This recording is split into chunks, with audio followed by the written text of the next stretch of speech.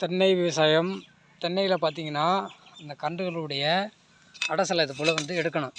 இந்த காற்றோட்டமாக இருக்கும், ஆரோக்கியமாக வளரும். இது போல் எடுத்துட்டிங்கன்னா சுத்தமாக இருக்கணும்.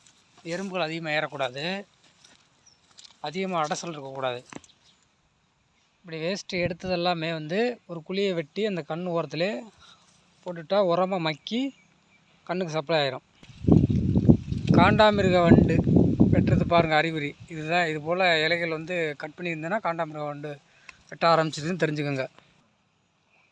வண்டு வெட்டின கை வந்து இது போல் கருப்பாக நோய் தாக்குதல் மாதிரி ஆயிரும். பாருங்கள், முன்னாடி வந்து வண்டு வெட்டினது, அதுக்குள்ளே போய் எறும்பு போயிட்டு ஏதோ ஒரு பிரச்சனையை உண்டு பண்ணுது. இதில் வந்து கல் உப்பு வைக்கணும். பாருங்கள், எறும்பு வந்து அது வீடு மாதிரி யூஸ் பண்ணிக்குது.